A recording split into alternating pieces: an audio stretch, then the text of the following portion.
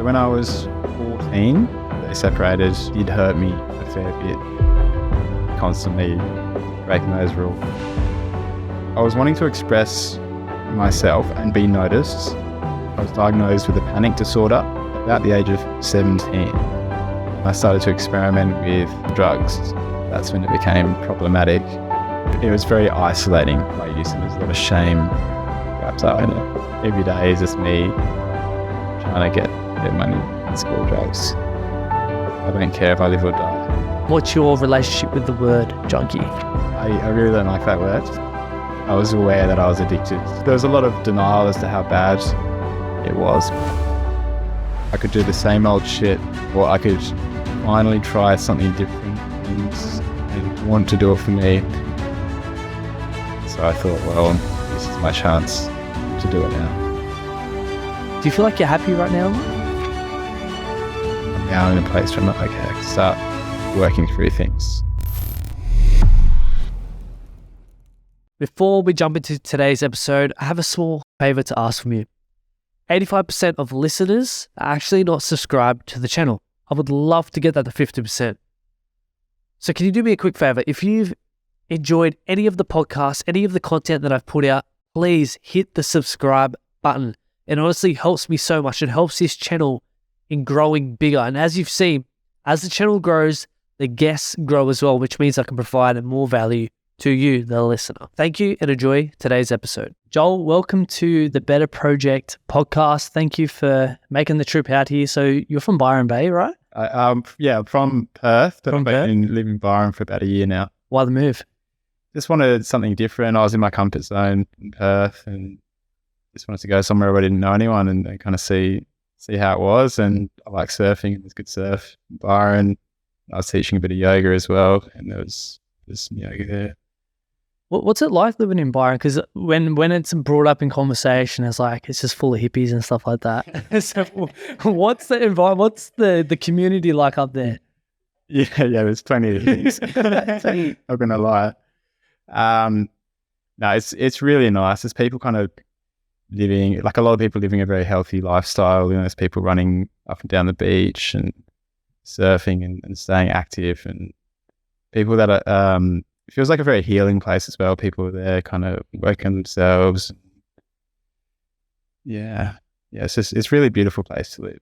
Do you feel like that's why, like, if you come down here and Byron Bay is mentioned, it's seen as like abnormal because down here we don't really live so much of a healthy lifestyle like that? So say that again. So Byron Bay, when it's mentioned, it's like hippies and like they're all about their health and stuff like that. But when you come to say Western Sydney, we're not so much health orientated. Like we're in the rat race of life, and then Byron Bay seen as like abnormal. Yeah. It's fucking weird, eh? Yeah, it's a weird little town. Yeah, it actually kind of there's some similar. I'm from Scarborough in Perth, and there's some similarities between. Have you been to WA? No, it's on the list. Yeah, it's a beautiful place. I recommend. But there's some similarities between the two. The Scarborough community is quite health focused as well, and about kind of like bettering themselves and doing this personal development kind of work. And there's a lot of that going on in Byron too. Mm. Joel, for myself and for the listeners, what context do we need to know about yourself to better understand the man that sits here before us today? So my backstory. Yeah, let's dive into that, because I was doing a bit of research, and yeah, you got a bit of a story, man, and I think it's a lot of people will be able to relate to it. So kick us off, man. Where do we dive into this? Where does it all begin? Like, what were you like as a child, and what was your upbringing like? Okay. So as I was born in England. Yeah, wow. Brought up there. I was pretty young when I moved over. I was 7. I was going to say, you don't have the British accent. you're Aussie, mate.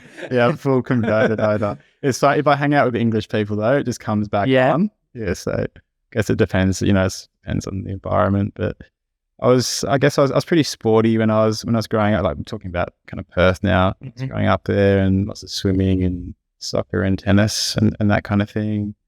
Single child, both my parents were together, and yeah, I was just kind of pretty average, I think. Yeah, at the younger age. What was that moment like? Because from my understanding, your parents separated, and was it your dad that moved back to England? Yeah, so when I was 14, They separated. Dad moved back there, and then I was just living with mum.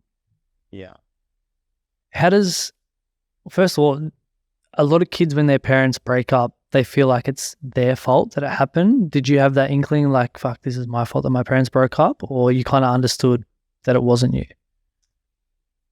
I didn't really take that on as my fault. I remember them making it pretty clear it was nothing about me.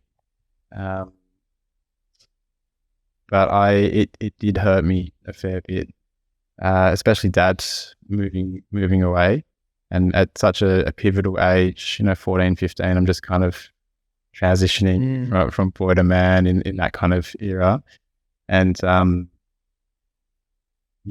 was tough for me. I kind of got some abandonment stuff from that. Yeah, it's a very pivotal time, as you mentioned, like, and losing such a role model, and especially your father, to go overseas. Like, did he come back at all, and did you have much contact with him when he left? He didn't come back, but I'd go and visit him every year or 2 years or something like that, and just spend a week or two with him over there. But there was always that disconnect. It was kind of like I lost him when he moved away, and then we had this almost estranged relationship. And as I got older and things started getting out of control, I decided not to share the information with him, and so my life didn't really make much sense to him. As in there was like holes in my story. Yeah. It's kind of like, what are you doing? And I'm like, I'm in between jobs. Or So what's your relationship like with him now? He actually passed. Okay. Sorry to hear that, man. But prior to that, did you build a relationship or no? Not really. There was so much distance. So yeah, it was hard to kind of keep that deep connection there. Is that something that plays in your mind, like you wish you kind of built that relationship, knowing that now that it's passed and you won't be able to build that? I've kind of made my peace with it, to be honest.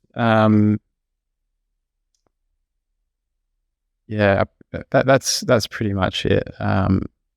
It was tough. I mean, we'll go into my story soon, kind of going on, but it was tough. He was unaware of what I was up to, and then in his last year of life, Mum decided to tell him she was having too much of a hard time with me and needed some support, and told him. And then there was all the disappointment and all that kind of stuff. And then he passed while I was still heavily in that life, which that took a little while to kind of accept that and make my peace with that. But then as I got myself better, I've accepted that. Yeah, okay. Because that's something that I'm currently kind of struggling with. Like, my father's still in my life, but I've never had a close connection with him. And for me, it's like, you don't know when their last days could be. And I do not want to have the regret of not building a relationship with him. And it's not to say I don't have one, but for me, I kind of desire that deep connection that I never had growing up with him. So it's interesting hearing your point of view, like that your dad's passed and you've come to peace with it. For me, it's something that I'm still trying to process. And I'm kind of curious, like, would you have any advice for someone, even like myself, that has the father still in their life, but doesn't have that strong connection with them? Like, how, if your father was still alive now, how would you kind of approach that situation? Good question. I like to dive deep, man. Yeah. No, I like it. I'm into it.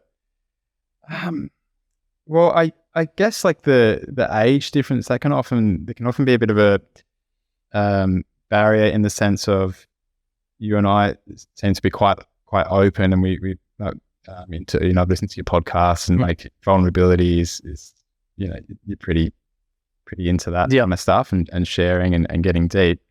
And from my experience, generally speaking, some of the older generation aren't like that as much. Mm-hmm. So I'm not sure if that kind of plays a part in your relationship with your dad. I think so, because a lot of the older generation, like you said, they're suck it up, you'll be right, like not open up and not speak about their feelings and what's going on. So I feel like that plays a huge role in it. So yeah, for me, it's continuing on the path that I'm doing and just trying to open up as best as possible to hopefully, I guess, create that safe space for him to feel comfortable enough to open up himself. Because yeah, I'm a big believer in vulnerability breeds vulnerability. It's just about, for me, feeling comfortable enough to open up when yes, he's my dad, but I still don't feel as comfortable speaking into those things as well. It's a tricky situation. I know a lot of people that I've spoken to are in very similar situations. So it's an interesting topic to think about.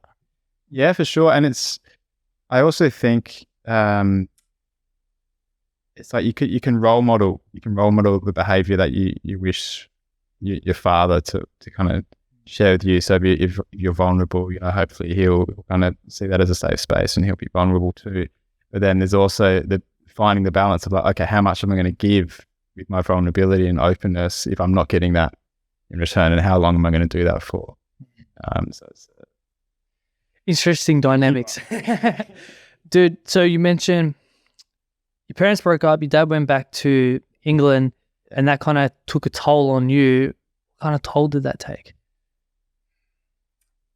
I felt very, very lonely and heartbroken, really. That dad left, and we had a pretty small family, and it was kind of just mum and I, and she was doing it tough. She was battling with that separation, and then I some things happened with her. She was just having a really hard time, and it got pretty dark for her. And then I kind of assumed this parent role with my mum.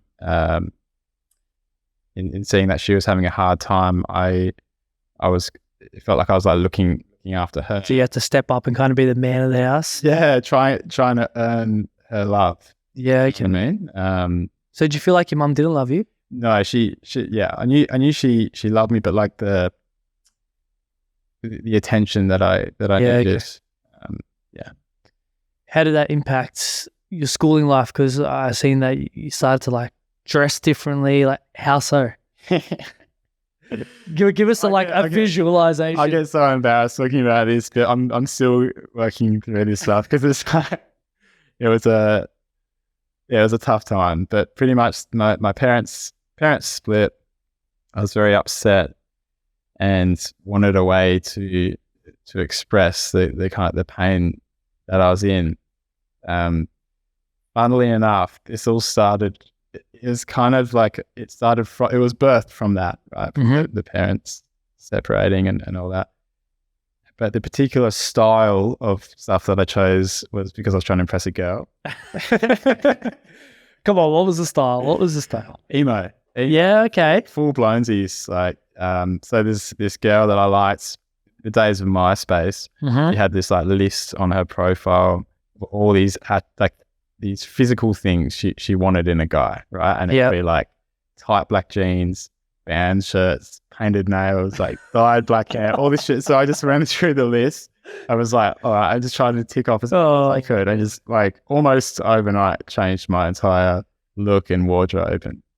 But then that attracted some unwanted attention in school. I went to a private all boys school. Yeah, okay. And it was very strict in regards to uniform and appearance, and so hair had to be above the eyebrows, above the ears, and I was just constantly breaking those rules. And did you dye it black? Yeah, you're not allowed to have it dyed or anything like that, and well, just doing all this shit, getting in trouble. Oh wow! But it was an interesting. It's interesting because I was wanting to express myself and be noticed, right? But then the feedback I was getting was mostly negative from people. So it was like I was almost playing against myself. I'm like, I'm going to keep dressing this way to express myself.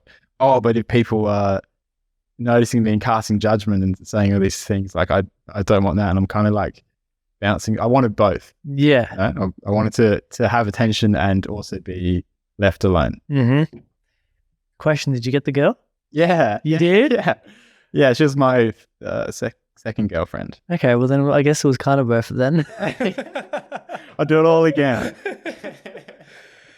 How bad did the bullying get? Because I know, especially in private schools, it can get pretty bad, especially if you're very out of the ordinary and going full emo. Like, they're going to put a lot of shit on you. How bad did that get, and how much of an effect did it take on you mentally?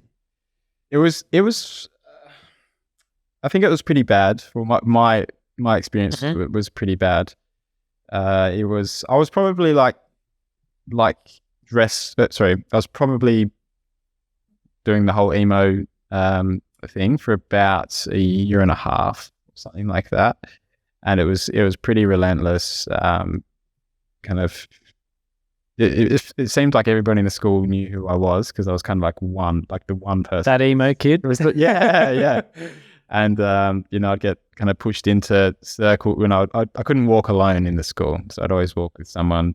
I'd get pushed into circles, like surrounded by boys, and I have to try and get my way out of there. And people throw bottles at me. And, it was pretty rough. And then the teachers were bullying me too. Oh, really? Holding it, like, I don't know, we swear. Yeah, you can swear, go for it, but... But calling me like, go get a haircut, you fucking faggot, and all this kind of stuff, like in front of the class, and he's just saying all these really horrible things, and then that in turn would spur on the kids. Yeah, because they see it as if the teachers are doing it, like, I can do it as well. Yeah, and I'd skip days, like muck up day and all that for the older kids. I heard like whispers that they were going to pin me down and shave my hair and all this kind of stuff. It's no good. Oh, a funny story actually. So. It's I don't want to be ragging on my school. No, it's not good, bro. School is or anything, but I rocked up to school. So hair had to be above the ears, above the eyes. Yeah. Rocked up to school after holidays one day, and my hair, I could pull it over my chin. And it was like jet blue black, right? So in the sun, it was like yep. It was hectic. And then I was walking to my first class, and my head of house comes up to me and he goes, "Joel, you could be fucking joking, mate." And he takes me to the vice principal or something like that. This is all, my mum's at work. She's got no idea what's going on. This is all before my first class. And I get led into this guy's office, and they just like laugh at me for a moment. And then the vice principal drives me in his personal car, like just during a school day, drives me to the hairdresser down the road and drops me off with a piece of paper with his mobile number on it. And he says, "Get a haircut, call me when you're done." And then just takes off. And I was really upset, right? Because it was just like another kind of harassment, like bullying kind of thing going on with the teachers. Got the haircut. This lovely hairdresser was so kind and felt sorry for me. Did the haircut. Call this guy. He comes back, and I'm standing out the front. And he just pulls up in his car, looks out the window, and he's like, "Not short enough, get another one." And he drives up. And lucky I had this like emergency money in my wallet, and then got another one. And then the hairdresser did this. She like wet my hair and kind of, I don't know, she did some little whizzy hairdresser thing, made it look shorter than it was. Then rocked up to school the next day, and it was kind of like down here, and that already had the haircut, so there wasn't really much they could do. Yeah. What an experience, bro. That's like traumatizing, man. And it's wild, like how I'm 32. Yeah. And it's wild the shit that was going on in schools then. I don't think that would stand today. There'd be some court case or something. Oh, definitely. Yeah, school back then is a whole different ballgame. Yeah. Fuck. Those experiences would have brought on, from what I believe, like a lot of social anxiety and stuff, like walking into school, thinking bottles and stuff are going to get thrown at you, teachers are going to drive you to get a haircut. Like, did that bring on a lot of anxiety within you? 100%. Yeah, it's brought on a state of hypervigilance, pretty much, which I still carry to this day. So I'm constantly, wherever I am, I'm constantly surveying the room. So I find it hard to be in a public place where there's like a big crowd, because there's lots of noises. It's like an ADHD thing as well. Yeah. So there's a few things going on, but there's other people talking, and there's music, and there's people entering from over here. I mean, there's kind of state of like of observing everybody. And I'm kind of aware whose eyes are on me, and if I hear a voice, I'm like, oh, are they talking about me? You know, this kind of stuff. So, but in that, I think it's also, I mean, that was what kept me safe, and I don't think it's all a negative thing now either. It's just something I kind of accepted as part of me. I'm curious, what were your thoughts coming into today? And then when you entered, like, were you analysing everything? Yeah, I do. Yeah. I'm kind of like assessing, is this a safe space? Is this guy safe? Can I open up? Yeah, but I'm sure that I'm not the only one doing that, you know? The thing is, I do that myself, right? So that's why when I brought up social anxiety is I've dealt with that a lot throughout my life. And I would go into, say, a new environment like this, and I'll be like, where are all the exit points? How can I escape? What the fuck's going to happen? Is this guy safe? Like, all the stuff that you go through, I've been through, and I still go through to this day. But for me, it was learning not to let anxiety control me, because it can take over and really control you. And it's seen as a negative thing. But for me, that what flipped my perspective from seeing it as a negative to now a positive is that when anxiety arises in my life, I now see that as a sign of something to go towards.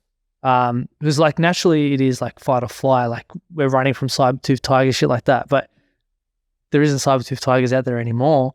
Yes, there is dangers. But in normal everyday life, because we're so overstimulated, we do get caught up in analyzing every little thing. And, you know, you mentioned you hear someone talking over there, oh, fuck, are they talking about me? Are they looking at me? Been through all that myself. And it's something that I still do with to this day, but I'm a lot better at it now, because I've better understood that anxiety is a sign, something that I need to go towards, and also understanding that when anxiety may arise, understanding that anxiety and excitement have a lot of the same physiological, how should I say, impacts on the body. Like you get like jittery, like you're overstimulated, stuff like that. It's anxiety and excitement are very much the same. So for me, I'm like, yes, there may be a level of anxiousness here, but I'm also super excited. Like, especially when it comes to podcasting and you coming today, I'm like, fuck, what is this guy going to be like? What is this conversation going to be like? Am I anxious or am I excited? And today, like, I'm super excited, like every time I do it now, but like take me back 1 or 2 years ago, I'd be super anxious to the point of I'd be like physically sick. Like I'd be vomiting, like dry reaching, stuff like that, because I let anxiety take over me. How bad did it take over you? You mentioned analyzing everything, but for you, did it have deeper impacts? Yeah, it affected my self-worth and self-esteem, because I'm constantly living out here rather than kind of in my body. Yeah, but I was just in what you're saying then. I still feel that anxiety in me now, and I've got like my armpits a bit sweaty. Yeah. The heart. I can tell you're a tiny bit anxious. I'm trying to make it as much comfortable as possible. No, you're doing a great job. It's just like, I was just thinking about what you're saying, and yeah, for me, it's like, it's just because this is important to me as well. So it's like it is a anxious excitement. Yeah, it's like you love it, you're passionate about it, but you don't want to stuff it up at the same time. Yeah. That's it. Yeah, but it's also something I would have run away from before. And now it's something like, okay, that's happening. I can still be here chatting with you and just be aware of what's going on. Mm-hmm. It will just slowly fade. Yeah, it's about better understanding yourself. It's a massive thing to take into account, because yeah, as I said, just like you, I would let these opportunities go by because the anxiety within me were like, fuck, that's not safe. Don't go do that. But when those times came and I did actually take myself out of my comfort zone and I put myself in these situations, for example, starting the podcast, I'm like, it's all okay. Like whatever I created up here never actually eventuated. And that's a big thing that I've learned. Like 99.9% of the things that, like the narratives and stuff that we create in our head of what could happen in certain situations, they never happen. Yet people let those thoughts stop them from actually going out and taking action on things. And then they wonder why they're not confident, they don't have the self-worth, they don't achieve the things that they want to achieve, because they've never actually taken a step outside of their comfort zone and taken control of their life instead of letting anxiety control them. And I can see, you've been on a very similar path, and it's something that you're still working on from day to day. But from understanding your backstory and from where you come from, like, you've put a lot of work into it. So you should be super proud of how far you've come, man. Thanks, brother. Appreciate that. Let's dive into drugs addiction. Yeah, I want to get into the gritty stuff because, how did it all start? Did it stem from, obviously, the parents breaking up, you becoming this emo kid? Did that lead you into drugs then? No, so wrapped up with emo is also this straight edge thing. Have you heard of that? No. Straight, when you decide to go straight edge, so you don't drink or take drugs. Okay. And it's like a full hardcore choice of I'm straight edge. Never heard that, no. Yeah, so that was kind of, no, there was definitely no drugs. And I started to drink when I was maybe 16 or something, like nothing too early, 15, 16. I was kind of doing a bit of that, but there was nothing, I'd get drunk and all that kind of stuff, but it's pretty standard teenager stuff at that stage. I think just mucking around, getting into trouble and all that kind of business.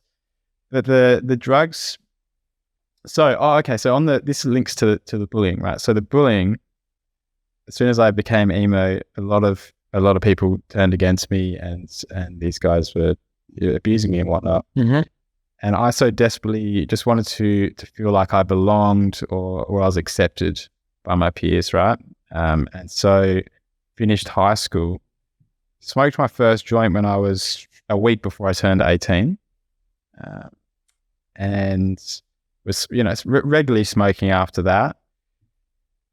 The thing that really kicked off this whole life for me was dealing. So I started to deal when I was maybe late 18 or early 19. And the appeal of dealing outside, it's an extra income. But if I can be totally honest, the appeal was, I'm going to get respected by my peers here. Get attention. Yeah. And so suddenly these guys who were treating me like shit were now treating me like a fucking king. And saying, oh mate, like I need this and that. Yeah, I'll be there. Like, oh, Joel, come to this party. Blah, blah, blah. We need you there. And then girls are giving me attention, and I feel like I'm the man. And that kind of got my foot in the door of drugs. And I started off selling weed, and I was smoking weed, and that was that. But then it started to go, I felt like I was quite good at it, and I was making a fair bit of bank. And then I started to experiment with other drugs, and that's when it became problematic. And so I was also prescribed Valium I was diagnosed with a panic disorder at about the age of 17. And I think it was just social anxiety and the fact that I was being bullied and all this kind of stuff. But I got put on the Valium. And so I was on the Valium and smoking a bit of weed. Started to play with MDMA and acid and that kind of stuff. And then I started to use meth. And so I was about 21. I was living in my first house out of home. Mum had booted me out of home. Totally understand. Yeah, don't blame it. There's no blame. There's no blame towards my mum at all. She's a beautiful woman, and she's been a great mum. But she found a pound of weed in my room and called me and just said, "Joe, you got to go." So off I went. Anyway, so I got into raving. So like these big underground kind of raves. It was before the days of social media. You get a text, and then you're like, there's going to be a rave on this day, and you get the text kind of just before with the location. It's just this big kind of drug taking thing. Like, music, and was wrapped up in that, just taking pills and acid. But yeah, the meth, when I was about 21, started getting stuck into that. And that very quickly became, I was just using a fair amount. It was like, I wouldn't be, you can, when I started, spend like $50 on this little bit of meth, and that would kind of do me for a night.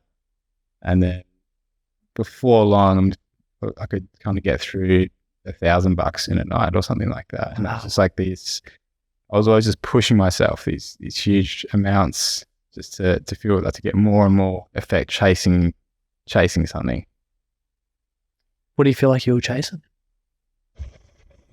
Good question. I think the first time I used it, I was like, I got this particular feeling, and then I was just chasing that, and you never get that back. And I think I was also just kind of like lost and feeling hurt, and I'm just looking for something, like anything. Searching for answers. Yeah, anything to fill that void. And so, benzos and weed, not doing it, I'll try meth. Oh no, maybe I'll just try a bit more meth. Maybe it's a quantity problem. Yeah. I find all this interesting because I've never taken drugs at all. Well, I should say party drugs. I've taken like steroids, but I haven't taken like weed, all that stuff. So I find this very interesting. For you, were you injecting or snorting or everything, all the above? No, at this age, no. Yes, I'm still a young wee snapper here, 21. So I started off kind of swallowing and then snorting, and then I was smoking it. I got pretty into it through smoking. How far did it go? How far did you push it? Here I am today. Well, you survived, so that's a good thing. I survived. I pushed it pretty hard. So I can continue through this story, right? And we'll get there. So I'm doing all this experimenting with meth, and I get introduced to codeine, right, which is an over-the-counter pain medication. Well, it was over-the-counter. Now you do need a prescription for it.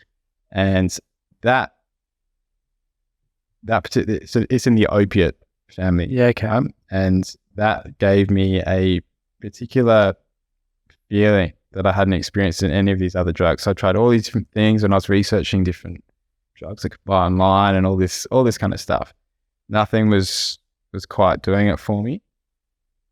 And then codeine was like this wash of relief, pretty much, that came over me. And I realized pretty quickly why it was so appealing to me. It was because I was this overactive mind, hypervigilance, like always anxious and worrying about things that haven't happened yet and whatnot.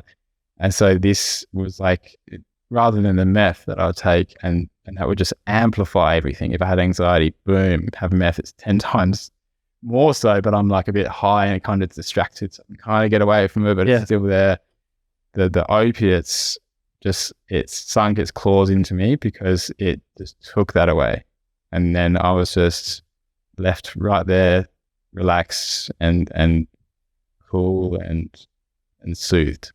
And so that was something kind of changed in me that day when I tried the codeine, and I was like, okay, this is working for me. That's your drug. Yeah, that was it right then. And that's probably like the weakest opiate, kind of the bottom of the table. It kind of, your top dog's going to be like fentanyl, and then the heroin's going to be underneath that. So, but I was suddenly in this pretty heavy family of drugs. So I'm using codeine. They recommend taking 2 tablets in one dose on the box. My first dose was 3, and then I got a little high from that, and that was the experience. And I remember I was so nervous about taking more than the recommended amount. I was like, I've been doing all this shit, smoking meth and everything, and then I look at this Panadine box. I'm like, 3 pills instead of 2. Like, whoa. So I don't know about that. And then very, very quickly, the tolerance for opiates increases exponentially, like just super quickly. And so 3 became 4, became 5. And then these tablets are mixed with paracetamol. And so consuming large amounts of that can be deadly, like for your vital organs and whatnot. So I started to extract these pills. So I extract the codeine from the tablets. And so I'm not going to kind of go through it on this because I don't want to go in there and do that. Yep. Yeah, but I was doing that, and so I could have these bigger amounts, bigger, and then it got to the point where the chemists were selling boxes of 40, and they would only sell one box at a time, and so I'd go and hit 3 chemists each day, 3 different chemists, and then have 120 tablets at once. That was kind of my wait. So you're saying 120 a day? Yeah. So it's just, like I was saying, it's just extremes. I've got to take more. If I had 110 yesterday, I'm having 115 today. And it's just constantly going up. And then it got to the point where I was 120. And I think I had a pretty bad reaction once. I think it was an overdose technically. Like I had too much. It wasn't like a hospitalization overdose. It was like all my skin puffed up, and I just like became like, it was really weird, and I felt all itchy under my skin, and I couldn't really see properly, and I was like, okay, this isn't working for me. What's the next one up the ladder? Oh fuck. Yeah. How high the ladder did you go? To the top. Yeah. Wow. Yeah. And you build up tolerance for all that. Tolerance, yeah. Did you like OD at any point? More times than I can remember. Yeah. And that wasn't a sign to make a change or slow down? It was I had my first shot of heroin at 24, just ejection. Ejection, yeah. And that's when it was this party. It was a party before then. And I was even when I was taking codeine and stuff, it was parties. Like, it was kind of a social thing. And then I started shooting smack. Smack is heroin. Yep. Started shooting smack, and everything shifted, and I went into this kind of it was very isolating, my use, and there's a lot of shame wrapped up in it. And yeah, that's that kind of my whole trajectory of party boy just very quickly declined into something else entirely. And were you doing this by yourself, or were you going to like a house with a bunch of other people that were just shooting up? Mostly by myself, but most of the heroin dealers that I was mixed up with were also users themselves, and so it would be this kind of safe shooting house. Mm-hmm. But yeah, most of the time I prefer to use alone. Yeah, wow, this is interesting, and it really gets me thinking. Like, for people that are addicted to drugs, like the lengths that they go to actually get it, like for you hitting up 3 stores, then breaking it down to codeine, and then all that kind of stuff. It gets me thinking, like, imagine if you had that mindset when it came to business, or you put that into other areas of your life, how successful you would be. Like, it's interesting. Would you back then, or looking at yourself back then, would you have considered yourself a junkie? And what's your relationship with the word junkie? I really don't like that word. You don't? No, because I feel it's derogatory to people, and it puts people into a box of like, oh, so you're a junkie, and that's what you are, And I see it as though someone has got a problematic self-defeating behavior, and yeah, so I just think it's an unhelpful term. So I don't really. I try and steer away from the word like addict and alcoholic as well. Because doesn't define who you are. So I'm Joel first and foremost. That's me. And at the time I was addicted to heroin or whatever else I was addicted to. So yeah, I don't think that's very helpful. But yeah, I was aware that I was addicted. Yeah. That I wasn't. There was a lot of denial as to how bad it was, but I wasn't trying to. I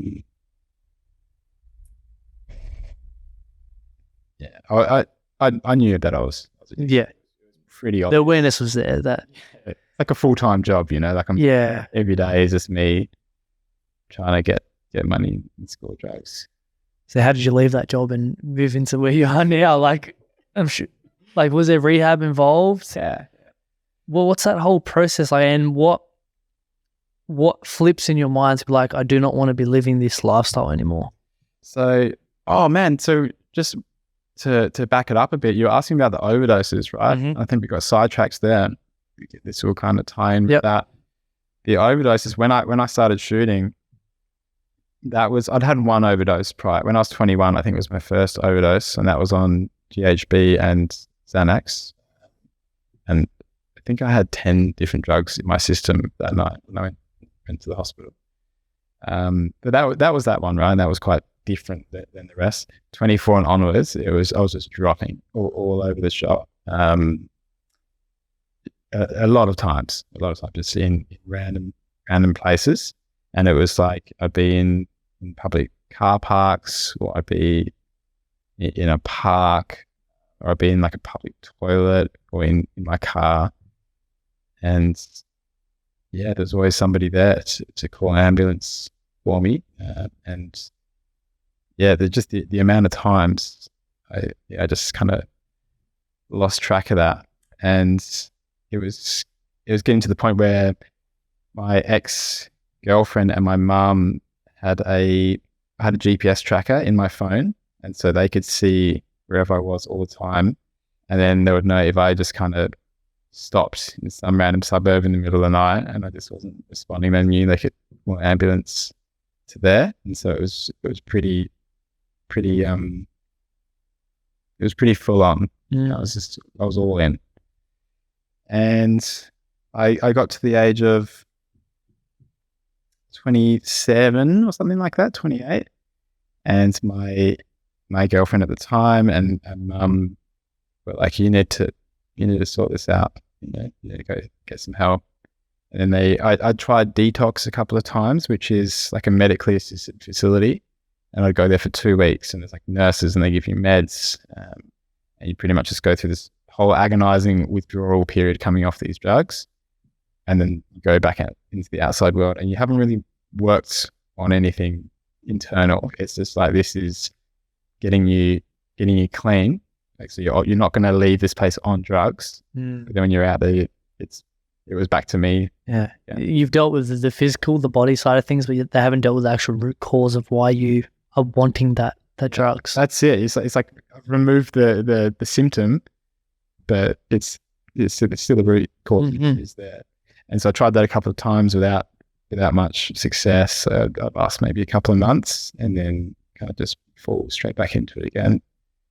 And then I went to a private treatment center, and I spent a couple of months in there, and from there went to a rehab. So that was kind of like a private hospital, a mental health hospital.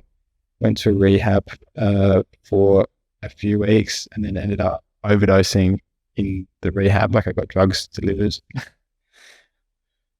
Extremes you guys go through. Yeah, that was not good. That was actually a really traumatizing time for me. I was in this rehab out in regional WA. Quite hard to get drugs delivered there, and I found a way, got it, and then I hadn't used it in a few weeks, or might have been like 3 months actually, including those 2 months in that private place. Got smack delivered, boom, had a shot, and then straight into an overdose. And then I woke up in hospital. These cords attached to me, and that was pretty full on. And made my way back to the rehab, and then my friend in there he was a meth user. He never tried heroin. He'd found where I dropped out in the bush somewhere, and then found my heroin and had a shot of that, and then he overdosed as well inside the rehab. Yeah, and then went into a coma and got permanent brain damage. Wow. And so they actually shut the facility down, and because it was just kind of out of control. Shit. Yeah. Quick word from our sponsor, Betar Media, which was actually formerly known as One Stop Pod. But to be honest, recently I found my love again for videography and content creation. So if you're looking to promote your business through video content, build your personal brand, or even start a podcast, Betar Media covers it all. If you'd love to find out more, follow us on Instagram at Betar Media. So that's BETAR Media. Mention this podcast to get a cheeky little discount off your first studio hire or video shoot. Let's get back to the episode. We sit here and we are having a laugh and stuff, but this shit's real, and it's happened to you. It happens to many people that have been through it, or they continue to go through it because they don't have that real deep why or that purpose to want to help themselves. So for you, what was that why, that purpose to actually commit to making the change? So after that center, I was out for maybe 6 months or something like that, and I was doing it pretty bad. So after that rehab, so I got kicked out, and then I had 9 overdoses in the week following. So I was back to hospital twice on 2 separate days, and then once every other day. Can I ask, did you care about your life? Did you have a thought of I could actually die here, or did you just not care? Question. My psych asked me this after rehab, and said, were you trying to kill yourself? And my response was I don't care if I live or die. So if I wanted to kill myself, I would have. Mm-hmm. I could have just used some crazy amount and just done it. But it was kind of like rolling a dice every time. And I'd have these huge amounts. And I knew it was like this, I'm either going to get high or I'm going to die. And I was like, okay, let's do it. Playing with fire. Yeah. Well, you're here to tell the story. So you survived, as we mentioned before. So yeah, talk to me about your purpose, your why. Getting better. So it gets a little heavy again here. So I've been out of that rehab for 6 months, had this hectic string of overdoses. And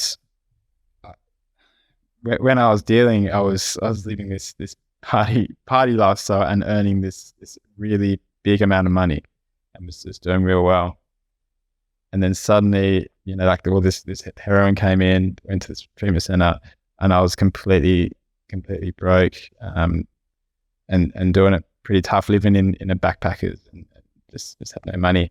And my friend, who was actually in that rehab, and when it kind of got shut down, I got kicked out, and then he got sent out as well.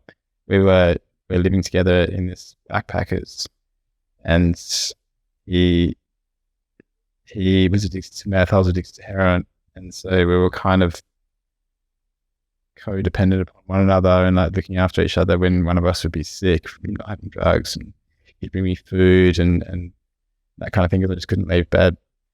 And he actually ended up taking his own life, which was really hard for me.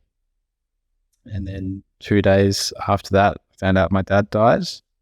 And it was just a sudden, he got this really rare cancer, and we'd booked the flight to go over to England to see him because we heard that it was pretty bad.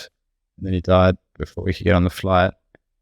And I felt like I was at a crossroads there, and I could do the same old shit and potentially just kill myself with this self-pity and just feeding myself these drugs, or I could finally try something different and want to do it for me. And so I was just sick of that life, and I was just like, what am I doing? I'm just in this rundown backpackers. I can't even afford food and that, and just waiting for the next government check to come in to go score and then find other criminal ways to get money and whatnot.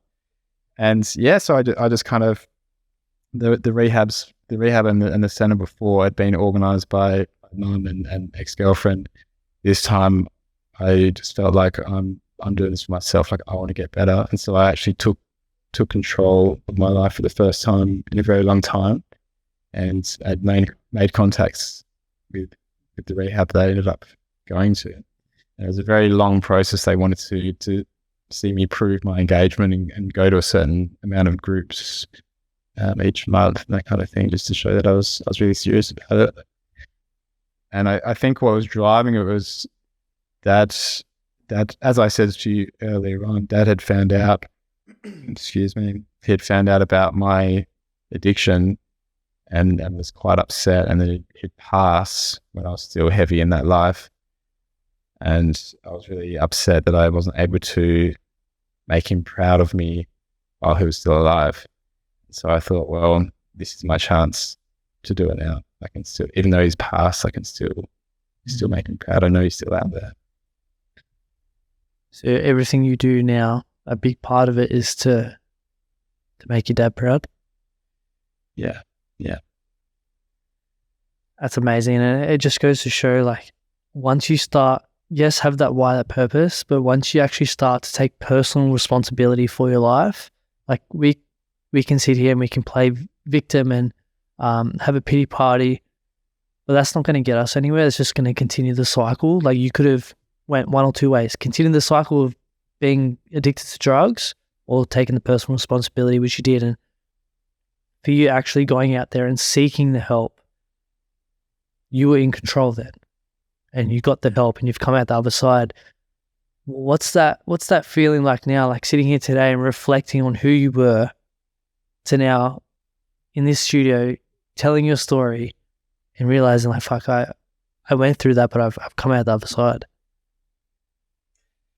It's a beautiful feeling. I'm very thankful that I was able to make it through. I'm proud, and the addiction was so heavily wrapped up in shame. Now wear it as a badge of honor. Yeah, and I don't think I'm just here because of dumb luck. I believe, like, some of the overdoses were just in the weirdest spots in the middle of the night. I would have a shot in the car, boom, I'm over. And then it's like 2 a.m. in this proper dodgy suburb of Perth, and then someone happened to spot that I was in a car, thought that I might have overdosed, and called it, all this, these events that have happened. And so I don't think I feel like I'm supposed to be here now, and I'm supposed to be giving back and sharing my story, and so yeah, I feel like I'm filled with purpose now. So I've got a lot of gratitude for that. What is that purpose? You mentioned giving back. What is the work that you're doing now? So, I work in a rehab now. Oh, you do? Yeah. What's that like? It's really cool. So actually, how I got into that was when the rehab that I was a patient of, I was in there 7.5 months in there. Towards the end of my stay, I was volunteering, running these, they're called smart recovery groups. And it's essentially training sessions for people with self-defeating behaviors. And so that kind of got me into the field. And then I graduated rehab, and then started working for the rehab that I was a patient of, which was a really beautiful kind of full circle moment. Like, I've made it through the program, and here I am serving others. And now, since moving to Byron, I work for a rehab over here, and it's very fulfilling because I get to share firsthand my experience, my story. And I remember when I was a patient, the relatability of a peer, so someone who's been through the journey themselves, that was critical for me. Yeah, so I love what I do, and I also, this is what I want to do more as well, speaking and sharing my story. I'm actually writing my book. Oh, are you? Yeah, my memoir. I started that just before Chrissy. I've been working really hard on that, and hopefully have it kind of written. So Yeah, what's that process like writing a book? Do you lose like focus? Like, how long do you write for at a time? It depends. I try not to be super regimented with it, because if I'm going to write it this time, like I find if I push myself too hard, I'm not flowing. It becomes forced. Yeah. So I'm being gentle with myself. I've written about 50,000 words since Chrissy, so I've been plugging away. It's a very therapeutic process, very very healing, and very very hard sometimes, because I need to relive all these moments and put myself in it. And so, for example, I'm writing about the effects of heroin, or the effects of meth, or this crazy situation that happened to me or something like that. And to really be able to transcribe that to the reader, I need to get back into it again. And so I'm very careful with, or mindful of what I'm doing that day when I'm writing about a particularly heavy part. So I make sure I can go for a surf afterwards, or something kind of self-care. And but I think everybody should write a book. Yeah, it's definitely something that I would love to do down the track. Yeah. Is write a book. Like I journal and stuff as well, and that in itself is therapeutic. And just being able to sit there and to reflect and get your thoughts out there, because a lot of the times our thoughts just get trapped up here, and we make it like bigger than what it actually is. But once you get it on paper, you're like, it's not really that big of an issue. That's so ridiculous. Yeah. There's something about writing, hey, it really just kind of gets it out, and Russell just ruminates, bounces around. So when do you think the book's going to be out? I hope to have it written by the end of the year, and then there'll be like the editing process. All that process, the fun of it all. Yeah. You mentioned like throughout your writing you have to kind of go back into those stories that you were writing about. What have been some of the hardest stories that you've had to, it's like been very hard to write about because you found it difficult to get back into that version of you? Yeah. Well, I mean, the difficulty of remembering is one challenge, but then the difficulty of, oh man, I'm going to get triggered. Yeah, because I was going to say, like, do you have much recollection of, because you're on drugs the majority of the time, how do you remember it? There's a lot of filling in the blanks. I also check with friends from the time, or my mum and that kind of thing. But I remember when I started this writing process, I thought, oh, I can't really remember shit and how this fits in with this. And then I actually found, as I started writing, it started flowing, and I started back remembering more. And I started looking at like old photos of me, and that's right, that happened. But yeah, I think like the writing about the rehab, where I went over, that was quite hard. And it's great though, because it's showing me where I'm really hurting and still holding on to things. And so it's like, this is good. This is going to be a hard thing to write about. And then I write about it. It's kind of like what you're saying about journaling. Like, I get it out, and I'm like, this has just been a thought bouncing around, and I can get it out. But I'm so thankful to be in a place where I'm stable enough to be diving into that stuff. And I still do therapy. I do, weekly therapy, and I speak to her about my writing and that kind of thing, and things that come up. And yeah, it's really nice to be able to just, rather than kind of avoid all those triggers and whatnot, which I did, which was necessary for me for quite some time. I'm now in a place where I'm like, okay, I can start working through things. I want to ask, do you, on the days that are low days for you, do you ever have the thought of scoring and taking drugs again? No, not really. No.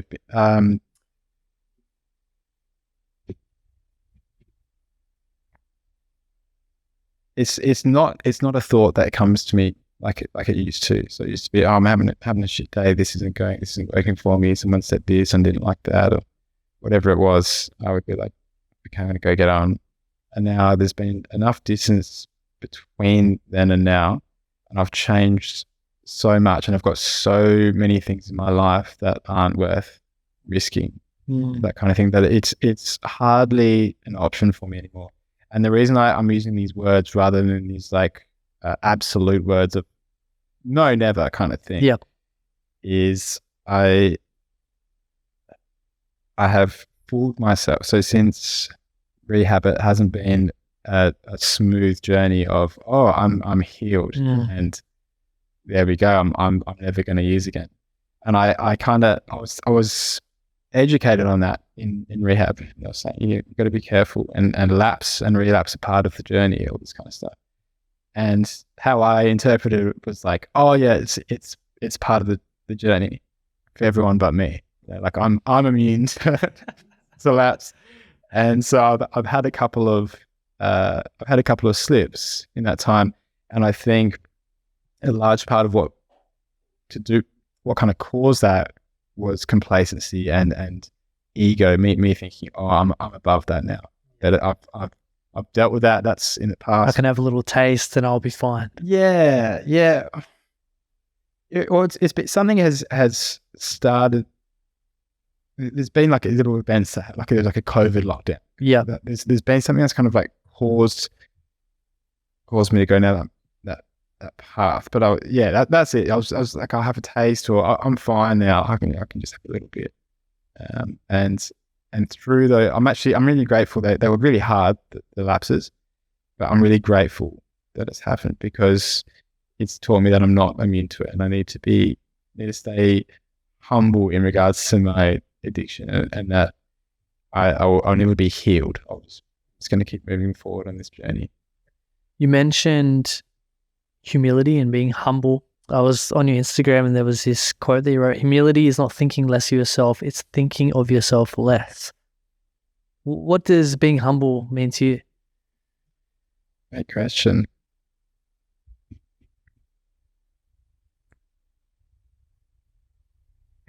Kind of like not letting your ego just dominate and steer your way, being considerate of others and how your behaviors may affect others, and being authentic and doing things.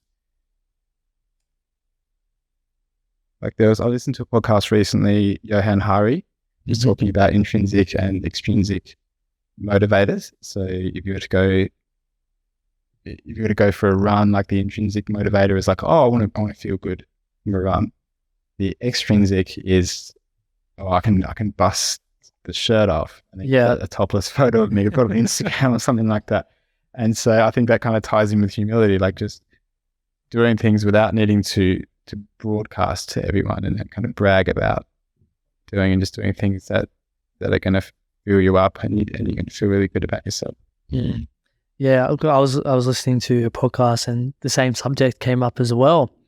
And being humble is not thinking like you're shit, like you have no self-worth, you have no confidence, you're nothing kind of thing. It's, yes, having the confidence and knowing that you may be good at a job or whatever the case is, but knowing that there's always someone that could be better than you. Like you're not the ant's pants. There's always someone out there that's challenging for your position. I was like, okay, cool, just continue working every day, because people get caught up in one, thinking they're nothing, or two, thinking they're at the top, and then there's someone that's going to knock them down and they just come spiraling down. So yeah, that's my kind of take on being humble.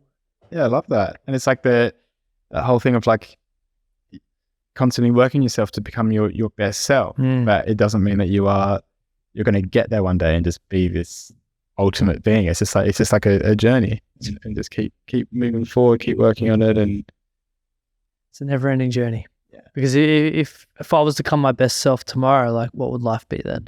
Yeah, what do you do then? You fact. Yeah, like the couch. That's not life. That's not the journey that we're on. It's like every day turning up, putting the 1% in. There's going to be days where you get fucking knocked down, obstacles thrown at you. It's like, okay, cool. How can I overcome that now? Each and every day, turning up for yourself, so then you can turn up for others as well. I see that you do like workshops as well, like the authentic connection and expression workshops. Are you still doing those? No, I'm not. But I'm going to start a men's support group. Yeah, okay. And yeah, I think that's kind of that's on my horizon at the moment. Why the shift? Well, I haven't done the connection workshop since Perth. Ah, okay. That's a bit of an old photo, that one. Yep. And so I came over to Byron, and I was thinking, I don't really know anyone here. So I had like a bit, like I had some reputation and trust in Perth, and so it was relatively straightforward getting people to come along. I thought, I'll go to Byron and kind of get a feel for the place before I kind of rock up like a new guy in town, like, hey, I'm doing these things. And I've also noticed, because I'm quite vocal on Instagram about addiction and my personal journey, I get lots of messages from people, a lot from men actually, especially recently, about their own addiction struggles and whatnot. And I find they're sending me these beautiful, vulnerable messages, and it's a very impersonal thing, having an Instagram chat or a text. And yeah, I just want to provide a safe space for men. So I think I'm going to do them online, and then people can join Perth or Byron or wherever you are, and kind of just get real and have a safe space to talk. Yeah, it's amazing to create spaces like that, because there is a lot of men that are going through similar things, or have gone through similar journeys as you had, yet they don't feel comfortable opening up about them. But to be able to come to a community like you're going to create, we're keeping you accountable for that too, by the way. The community that you are going to create, they're going to be able to come to that, and it's going to be a safe space for them to open up, and they're not going to feel alone, because that's where so many men continue to go down that dark path, because they feel like they're alone. So they can't express their feelings, so it just bottles up so that they don't care, and they go drugs, alcohol, party, all that crap, to the point where, unfortunately, we lose like 8 men a day from suicide. The stats are ridiculous. Like, that's 8 too many, when, for me personally, I believe it's preventable. By creating these communities, by doing these podcasts, the education is getting more and more out there. And for me, awareness is great, but it's how can we transmute that awareness into actionable steps that men can actually take. And like joining these groups, that's a big action taker, because one, they're jumping out of their comfort zone with people they may not know, and then two, I'm hoping they're going to feel comfortable enough to open up and be vulnerable, which is going to get a lot of that stuff off their chests instead of them bottling it up because they feel like they're alone and they can't open up. So yeah, hats off to you. I know you're going to do it. I'm keeping you accountable for it. It's going to be an amazing community, that's for sure.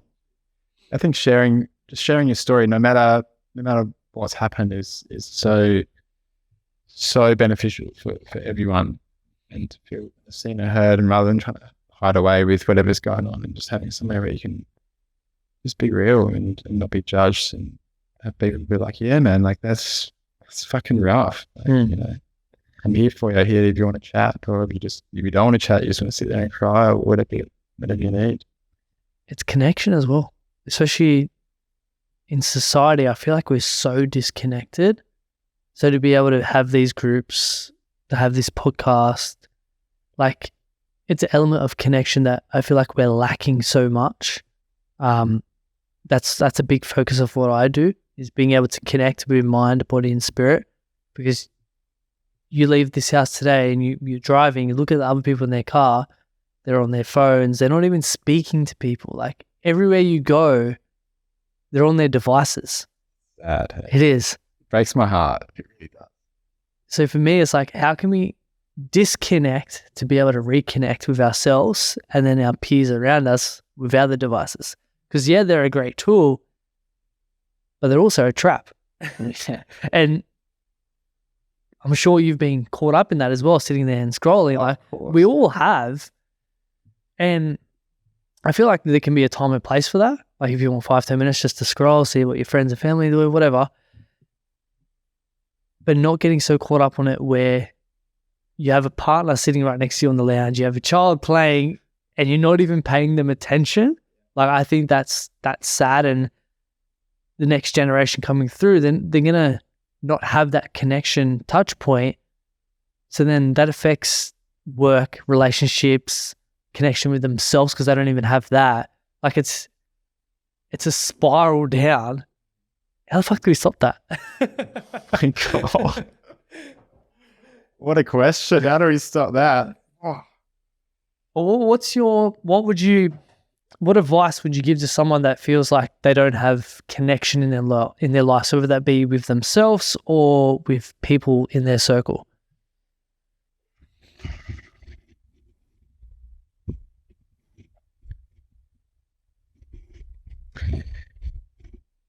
Like find your people, and kind of push yourself out of your comfort zone. Like the kind of just the basic thing is trying to limit your phone time and whatnot. So that's a really hard question to answer, man. It is it's like a very complex thing. There's not really like one answer. Because you could easily say just like put your phone down. Yeah. Just like don't go on anything. Easy. Like for me, I turn my notifications off, so I make sure that I'm not getting ding ding ding ding ding like that sense of dopamine's there. I want to go for it. It's like turn that off so that avoids that situation. But making sure that when I'm communicating with people, like try and like even a phone call. Like you're still on your phone, but at least you're speaking to someone. You're not just sitting there scrolling through social media. So actually connecting, trying to go out, even if it's for a walk with someone, or if you're home with your child and your partner, phones down, play together, do something Set together. boundaries. Yeah. And also, I think setting boundaries with yourself is so you can do like, family time, we're not going to use phones in bed, this kind of stuff. Mm-hmm. But also I still find myself lost in the land of scrolling, but I make rules to myself, like no phone in public. And so if I'm, if I'm just alone around the street or in shopping center, wherever, like I'm not on the phone, no phone. I might do music, but I'm not going to be using my phone. Just these kind of things. At least you're aware of your environment. So many people will drive somewhere and they just focus on their phone or the GPS and they're like, where the fuck am I? I almost ran over someone. What if your phone dies and you don't even know how to get out of there because you never took in your environment? Like people get so immersed in it. Like it's addiction, I feel. And it's designed to be like that. Oh yeah, it's got all those hooks, psychological hooks in it. It's so important, connection. The reason I started those connection workshops, I'm very inspired by Joel Iliffe, mm-hmm.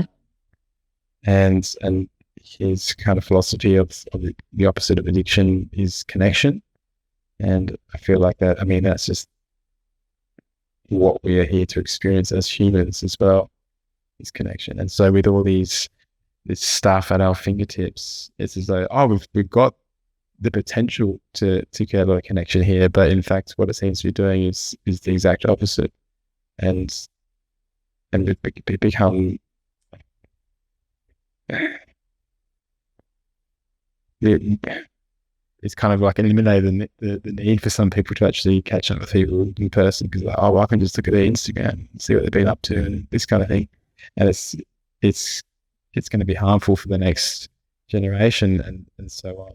It's quite interesting to be the age I am, because I've seen life before phones and then life with phones, and now there's like kids growing up and that's all they've been around. So. Interesting times. Yeah, when I was growing up, it was more so like the iPods and stuff that were coming in, and then phones slowly came in, because I'm 26, so not much younger than you, but still. When I think in high school, all the technology stuff started to come in. Primary school, not so much. And then it's just taken off now. Like school is all about technology. Like not one kid doesn't have a phone or an iPad or something like that. It's crazy. But we can sit here and we can blame the technology, the phone, all that stuff, or we can understand it's just a tool. It's how do we use it? Because we wouldn't have connected if we didn't have that, right?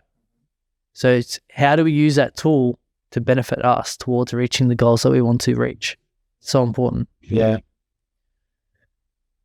Happiness. What is that? what does that mean to you? Because for a big period of your life, you're very unhappy and you're chasing answers. You didn't even know what answers you were trying to chase.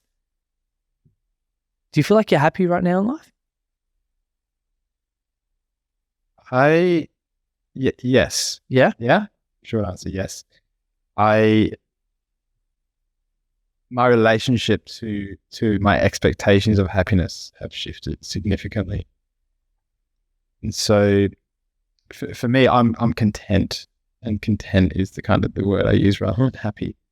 Happy to me paints this unrealistic picture of, every moment I've got to be, every waking moment It's all sunshines and rainbows. Yeah.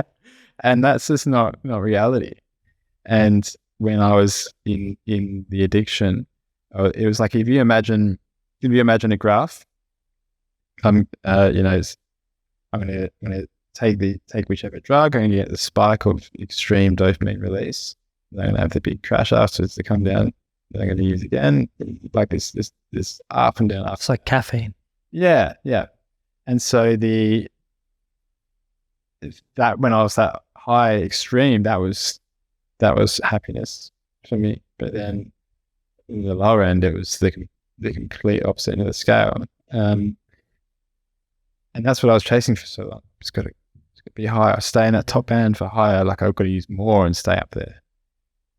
And part of the rehabilitation process was learning that isn't what life is. Life is more, like in here rather than these big loops. And so I remember, like, now I appreciate the simple things, going to the beach, nice bit of sunshine, and just being in nature, this kind of stuff. To me back then, if someone said that to me, like it's not going to be very fun being high at the beach, or like, how am I going to score drugs in the park, or this kind of stuff. And I was just searching, and now I'm in a place where I'm really, really content. And even if I have these shitty days, I'm still content. And I'm like, okay, I'm having a shitty day. That doesn't mean I'm having a shitty life. I'm a shitty person or anything like that. It's like, I'm content with all that that's going on. Mm-hmm. Yeah, for me, it's, you're not going to be happy every single moment of your life. But for me, when I say that I'm happy, it's like, yes, I have good days, I have bad days, but I'm happy about the journey that I'm on, like the path that I'm on. Because all those bad days, there's so many lessons and blessings that come from them that create the good days. And it's like that yin yang, like, you can't just be high all the time. It's a pendulum, like, it's going to swing from good to bad. Without the rain, you wouldn't enjoy the sun. Like, there's all these good and bads, quotations, because what's good and what's bad, it's just your perception of it. But there's all these elements that without one, you wouldn't enjoy the other, vice versa. So for me, happiness is, just like you said, being content on the journey and the path that you're on. Yes, there's always going to be elements of, like, I want to improve my situation in life. I want to build this business. I have goals, aspirations, but understanding, like, this is the path that I am now, and life happens for me, not to me, and everything will happen the way that it's meant to happen. I just got to keep turning up for myself each and every day. Great attitude to have. Exactly. And coming back to connection, what came to me is, and from hearing a story, you lacked a lot of connection growing up. I feel like that was a big element of what you were chasing, is that connection, which is now why I feel it's a massive passion for you. And from what I've come to learn is our passions lie within our pain points throughout our life. So for you were seeking that connection, and now that's a big passion of you as to why you're running the workshops, you're going to be creating this men's circle. Is that how you kind of think about it? Yeah, for sure. It was missing. It was a void in life, and that was a big part of it. And that's why I fell into heroin so strongly, was because it gave me that connection, and that was a large part of what was missing from my life. Yeah, and it has steered me in this direction of seeking more connection. I know connection is really important to me, and I think it's important for a lot of people. Talk to me about leaning into discomfort, because you could have stayed in the comfort of taking drugs and not helping yourself, and I'm sure it would have been very uncomfortable to seek the help. To even come here today, like there would have been, as you mentioned, a bit of anxiousness around that, like that is discomfort. What is your relationship with that now, and how do you lean into it?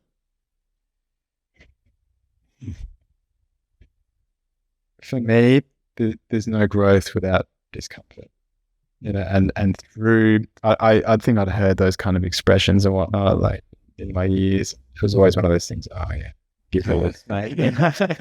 And then until I felt that for myself and I had some evidence there, I was like, okay, well, I can go to treatment and do some rehab, and started to see these benefits and feel that growth. And then I was like, okay, well, this is how I move forward. And so now it's majority of the time, if I sense that discomfort, unless it's something intuitively, oh, I should not be doing this, or it's not safe or something like that. But it was like a discomfort of like, I'm nervous about this. It's like, okay, go like you were saying at the start, go towards that. That's something that is important to you, and once you overcome that, you know what's on the other side, and that's beautiful, fulfilling growth. Definitely. I want to take a bit of a turn. Have you taken like psychedelics and stuff like that? What's your experience like with that? And what have you taken, if you don't mind me asking? What have I taken? Yeah, in the psychedelics, yeah. Oh, the main ones, I should say. Psychedelics, acid, DMT, mushrooms, I think. And we'll stick with those. What's been your experience like? It's very interesting. Yeah. You've seen God or anything like that? Like I've heard people have awakenings and seen stuff like. Yeah. So when I was in addiction, those drugs were always there, and it was just something else to get busted up on and escape my reality. Right? And so I didn't really have much appreciation for it back then. And since getting healthy and using them in a more intentional way and intentional setting, I've had some really beautiful moments of self-discovery and growth in that. I haven't used them in quite some time. I had a stage where I was like, okay, I'm really curious about this and what I'm learning, and it really strengthened my understanding of myself and my connection to self. I think that there's that stigma of they're one of the drugs and all this kind of stuff, but I think there's some pretty big benefits for mental health if used in safe circumstances or therapeutic kind of environment. Yeah, it's about respecting the medicine and coming into it with the right intentions. What are some of the things that you've learnt about yourself? You said you were better able to understand yourself. What was that?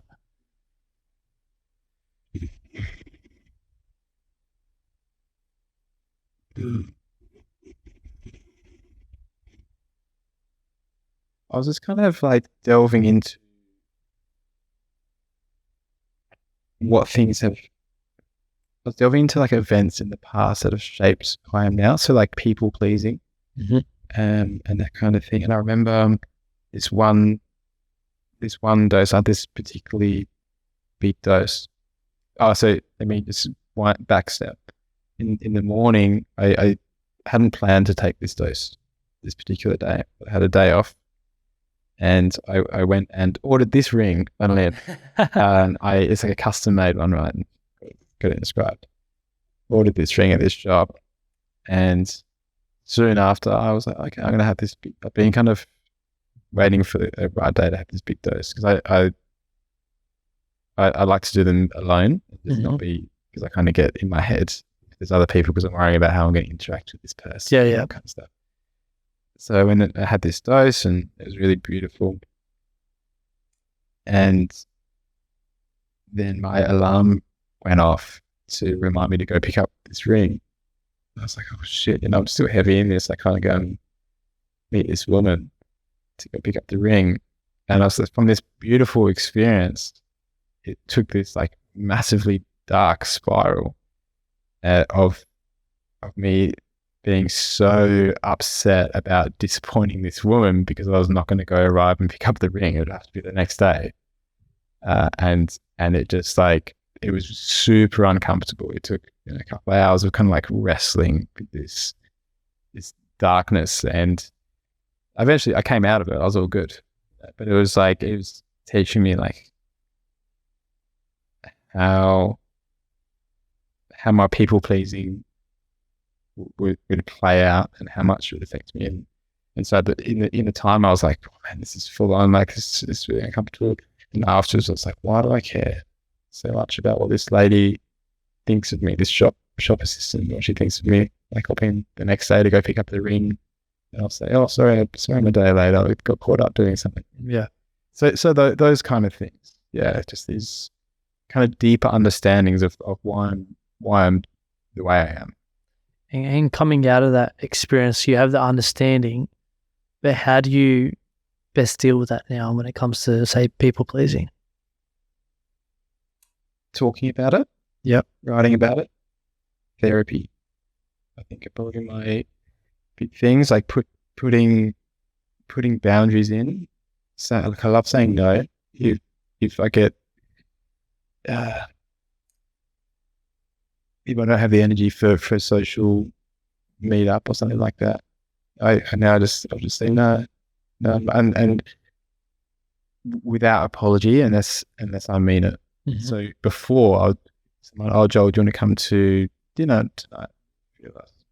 I'd be like, either just agree and just go along, or it would be, sorry, I can't because of this and that, all this kind of stuff. And now I'd say like, no thanks, like we'll catch up again soon. Or no thanks, I don't have the energy for that kind of thing. And just, it's a very empowering. Yeah. So you don't need to explain yourself. So many people feel like they have to explain why they don't want to go to things. If I don't want to go, I don't want to go. Like, it's simple as that. And if they can, sorry. And if someone gets upset about that, well then that's their issue, not yours. Yeah. And I think people can see through that kind of, if I'm hosting a dinner and a friend messages me kind of last minute and, hey man, I can't make it, and send some big paragraph thing of why they can't. I'm like, man, you can just say you're not coming. Like it's not. And straight away he spent the last 20 minutes trying to construct that paragraph to crafting this perfect message. Like, this would be like the softest way to deliver the news. And I'm like, mate, it's all good. No worries. I'll leave more. This is bullshit.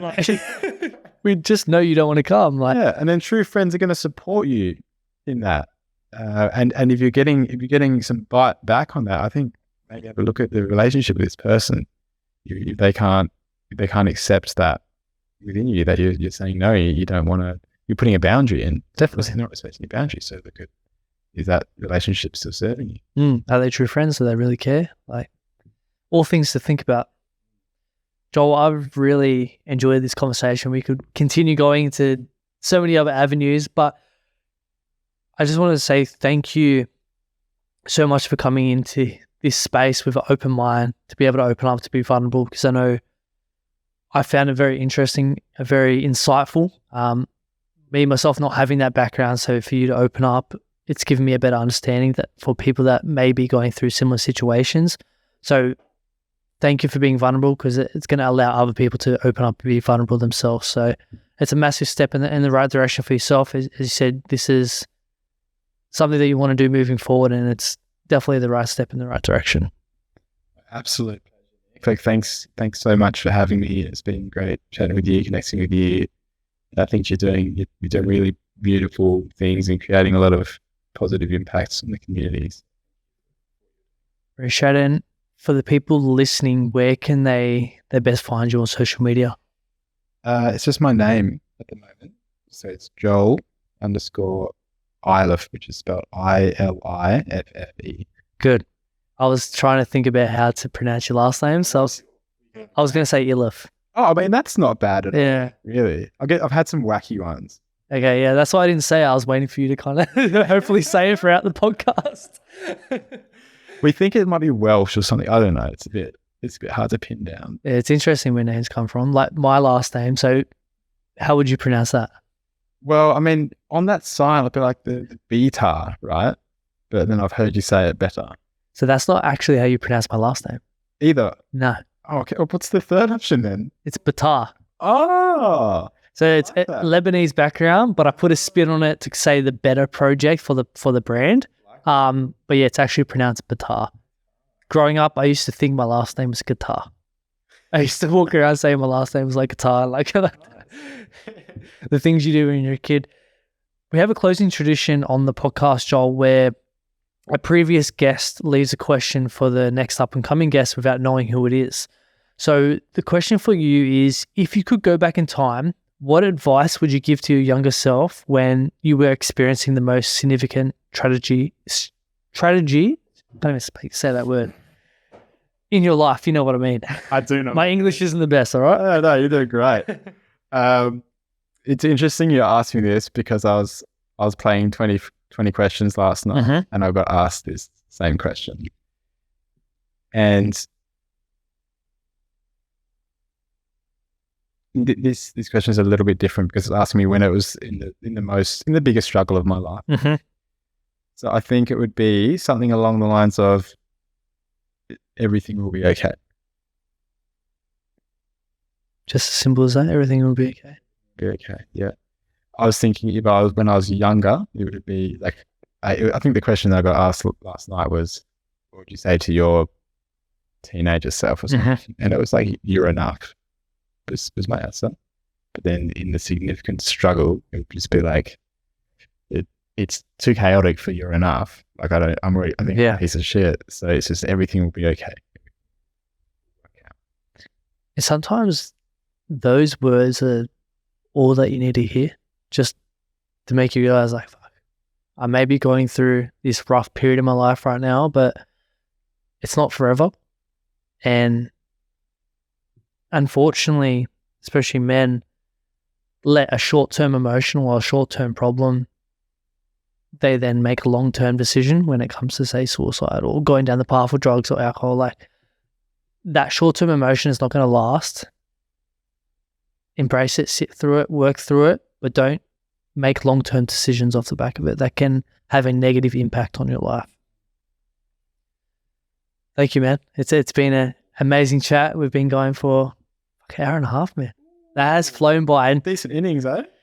That's why I love these conversations, because you just tune in, you get in the present moment and time just goes like that. And you know that's when you're having a great conversation, when you're just present and you finish up and it's like, where's all this time gone? So thank you once again. It's been an amazing conversation. My pleasure. And then the anxiety we were speaking about earlier, I feel way more calm now. And it's just like that pass. And it was like, once again, just sitting in it and just practicing staying present. Although I was like, my head was all over the shop at the start, but it'll pass. It'll pass. Nothing is permanent.